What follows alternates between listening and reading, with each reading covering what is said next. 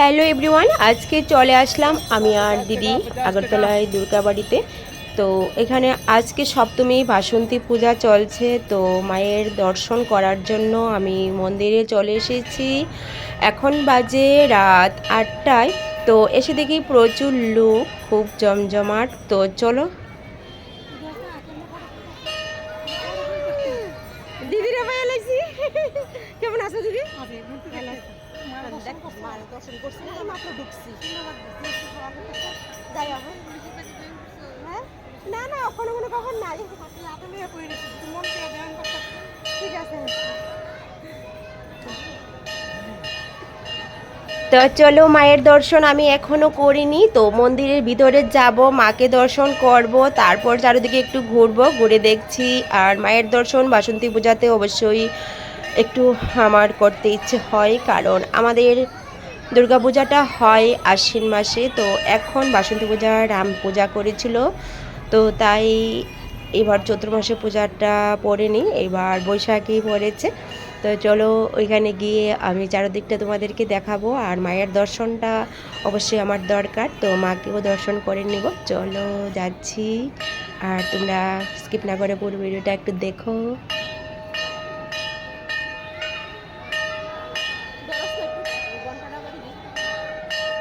খুবই সুন্দর দৃশ্য। এখানে একটা দেখো ঘন্টা লাগানো আছে, সবাই পাশে যাচ্ছে আর ঘন্টা বাজিয়ে নিচ্ছে, তো আমিও একটু বাজিয়ে নিচ্ছি, কারণ ঘন্টাটা বাজাতেও খুব ভালো লাগছে। আমি একটু বাজিয়ে নিচ্ছি, নমস্কার করে নিচ্ছি।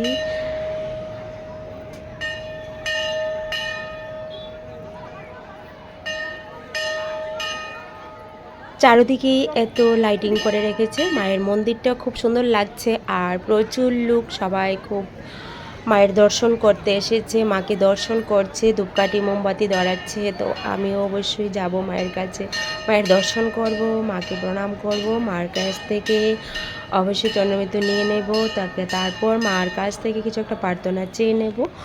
তো প্রচুর লোক দেখো, এই যে মায়ের বাড়িটা, তো মায়ের মন্দিরটা এত সুন্দরভাবে লাইটিং করেছে রাত্রির সময়, এই দৃশ্যটা খুবই সুন্দর লাগছে। আর মা ভালো রেখো সবাইকে, আর তোমার চরণে আমি এসেছি, সবাইকে ভালো রেখো। তো মায়ের কাছে কিছু প্রার্থনা চেয়ে নিলাম। তো আমি এখনও মন্দিরে ঢুকিনি, তো এখন ঢুকবো মায়ের কাছে, মাকে দর্শন করব।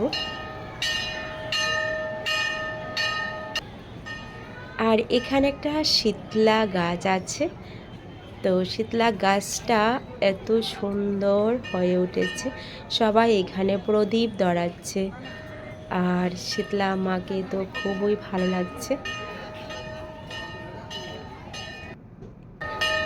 তো চলো আমি ভিতরে যাই, ভিতরে গিয়ে মাকে একটু দর্শন করে নিই। মায়ের দর্শনটা পাওয়াটা একটা অন্যরকম। মা সবার মঙ্গল করো, আবার সবাইকে তুমি আশীর্বাদ দিয়ে যাও, সবাই যেন খুব ভালো থাকে, পরিবারের সবাইকে নিয়ে যেন খুব ভালো থাকতে পারে, আমাকে একটু আশীর্বাদ করো। তো এই দেখো মায়ের মন্দির, মা হাসি মুখে এত সুন্দরভাবে সেজে উঠেছে মায়ের মন্দিরটা। আর পুরোহিত মশাইও এখানে বসে আছে, সবাই জন্য তো নিয়ে নিচ্ছে, যার যার প্রার্থনা চেয়ে নিচ্ছে। তো মা বছরে একবার আসে বাসন্তী পূজায়। তো চলো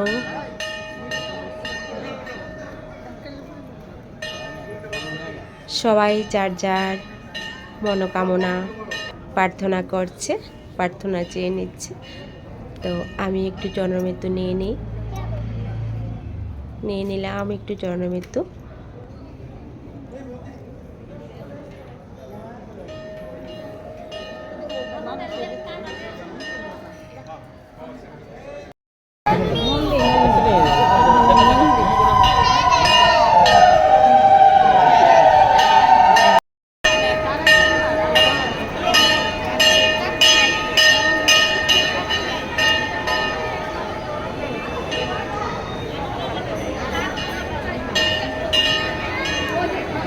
আর রাত্রের লাইটিংটা দেখো, মায়ের মন্দিরটা এত একটা সুন্দর সাজানো, খুব সুন্দর লাগছে।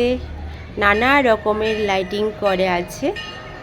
আর দিনের বেলায় একটা দৃশ্য, রাত্রিতে আরেকটা দৃশ্য। আর এখানে প্রদীপ, চারিদিকে প্রদীপ ধরানো হচ্ছে, যার যার মনে কামনা এখানে চেয়ে নিচ্ছে।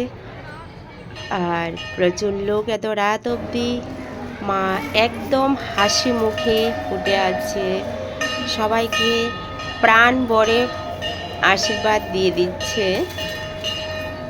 আজকে সপ্তমী, কালকে অষ্টমী।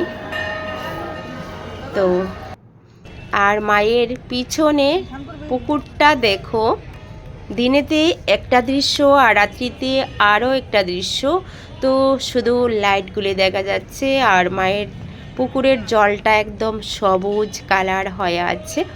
এখানে অনেকেই নামছে, পা হাত ধুয়ে নিচ্ছে এবং জল ছিটে দিয়ে দিচ্ছে। তো আমিও একটু নেমে গেলাম, জলের ছিটে নিয়ে নিলাম। তো খুবই ভালো লাগে রাত্রের দৃশ্যটা। আর দেখো পাশে মায়ের মন্দিরের সামনে দেখো কবুতর, পায়রা দেখতে পেয়েছি।